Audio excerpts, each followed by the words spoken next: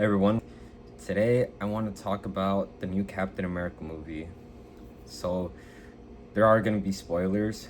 If you haven't seen the film, I would recommend watching it if you don't want it to be spoiled.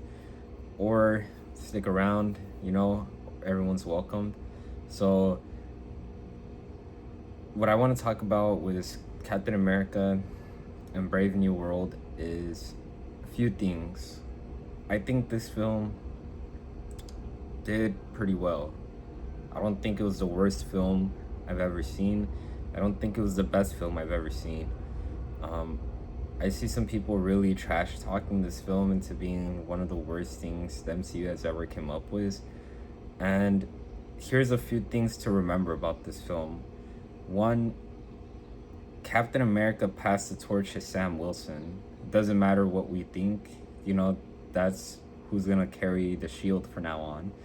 And the second thing is that I think Sam Wilson has great potential to be Captain America if he just takes the serum.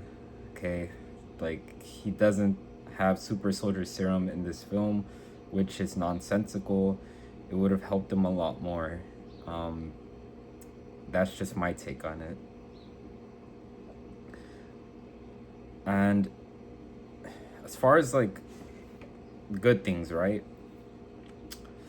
I think Harrison Ford did a great job playing Ross. I think he played a great Red Hulk as well. I don't really have a problem with the actors in the film so much as like the story. The story is what really brings everything apart. I think this film really makes me think of Star Wars, especially the Rise of Skywalker. Like, this is where we're supposed to see Rey trying to learn from Luke whatever she can, and he's not even helping her, so she has to help herself like she usually does, and somehow is able to defeat armies and Sith Lords like it's nothing. When it shouldn't be that way. I really think that in this film, Sam is really trying to be like Captain America using a shield and everything, but he doesn't really have the super soldier strength to really find it believable because he would be fighting enemies like nothing, like human enemies. There's no special powers. And it's harder to believe that he would defeat him that much easier just not having serum. Like, yeah, he looks like a ripped guy. Don't get me wrong. Like, he definitely works out, but it's not the same as taking super soldier serum. You know, it's almost like comparing a protein shake to steroids. One is obviously gonna overpower the other, and super soldier serum is basically steroids in my opinion, but it still made Captain America who he was. So it's also a fictional drug, I assume, so we don't even know what it does. I mean, Cap did live over 70 years or something like that, so it just makes more sense for the super soldier serum. Other than that, my other complaint with this film is that Hulk was not present, and because Hulk wasn't present either, it made the fight against the Red Hulk a lot more like ridiculous because it's Hulk, Hulk would not hold back, and I feel like in these films the writers don't know how to use Hulk. They don't understand how powerful Hulk is, and it's like all you need is a speech or a woman's touch to calm down the Hulk, which at least a woman's touch, like either Betty or, even when Black Widow was like calming down Mark Ruffalo's Hulk, it made a little more sense. But now we have Anthony Mackie just giving speeches that you need to do better. So, yeah, it's not the best. It's pretty ridiculous, and it's quite lame, to be honest with you. If he were to find a way to beat the Hulk without having to give a speech, that would have been way more cool. I think everybody would agree on that. But because it didn't happen that way, boy, was this film really lacking something to really talk about. Um, yeah, I mean, it's a ridiculous fight, but if they manage to find a way for Captain America to find a loophole beating the Red Hulk where he's not giving a speech and still fighting, like that would have been interesting. But it just felt like the Red Hulk was too much of an opponent for him to take on, especially himself. That's why I say it's like this. This was really. That's why I say this was meant to be a Hulk film, where Green Hulk needs to come and stop being a little dork and actually fight. Like, I know that Hulk is still powerful and he can still do things, but he needs to unleash the monster. He doesn't do that. He just tries to tame the monster. It's like, no, like you need to unleash your monster and go full savage mode. That's the kind of Hulk everyone's been waiting to see since 2012. And that was really the only time that the Hulk was utilized well, because he did get angry and he did smash. That's as far as like people need to know what Hulk does. When he's not doing that, he's not really being himself. And that's why it's really weird to get Professor Hulk or Hulk being afraid of Thanos. Like Thanos, Hulk shouldn't be afraid of anybody. That's my opinion. Not even Thor, not even Thanos.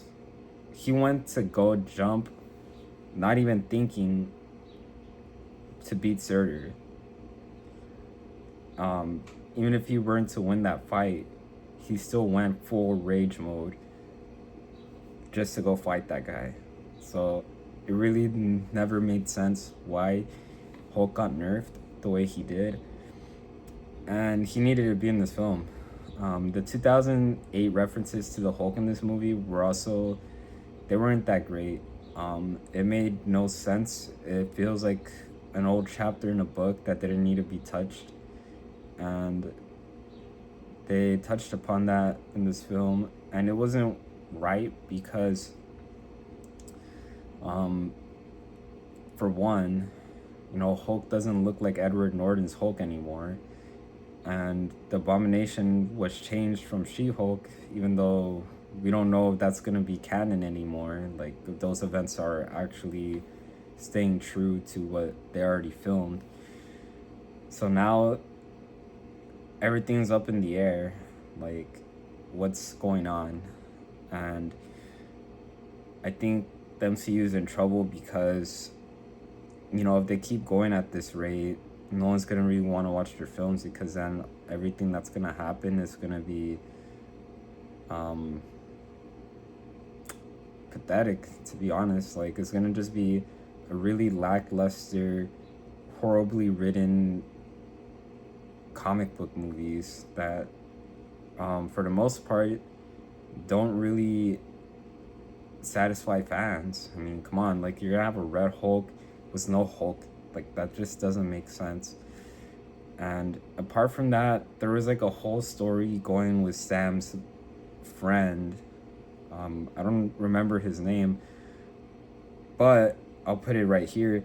And it just seemed to be, again, like a movie about him, but also a movie about adamantium, and then a movie concerning the leader, Samuel Stearns, and Red Hulk, Thaddeus Ross, General Ross, or now President Ross, I guess.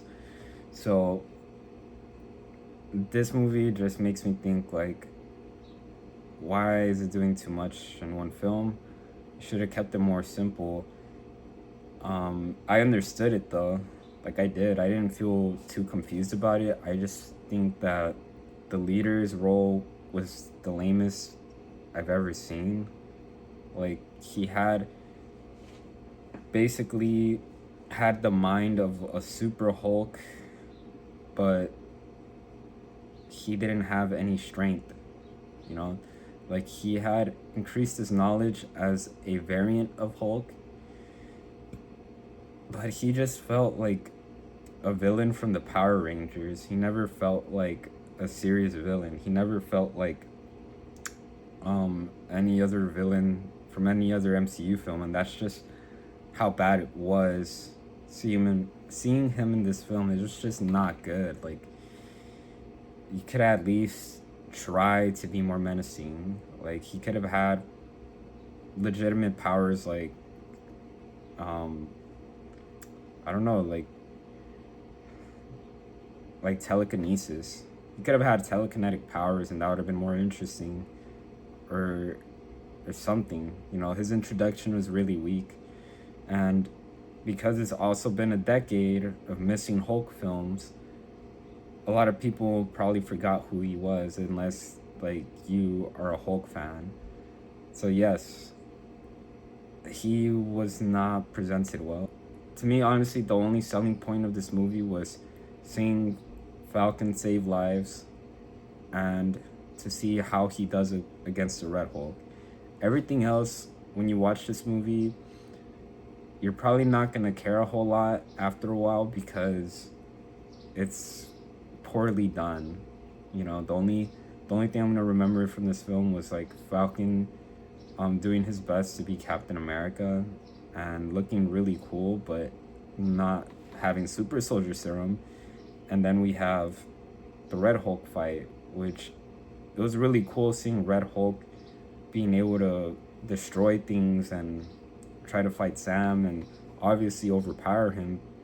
But the problem is that, you know, Sam was not ready for that kind of fight. And even Bucky tells him that he doesn't need the serum, which is ridiculous. He has the serum in himself. So it honestly just doesn't make sense. Like, there's a guy trying to be a good friend and he's not.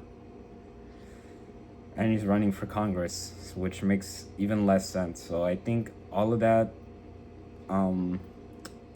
just culminates in me giving this film a 7 out of 10. And that's being extremely generous, because from everything I just said, this film feels more like a 6, but I'm giving it a 7 because it still had that potential to have been even greater.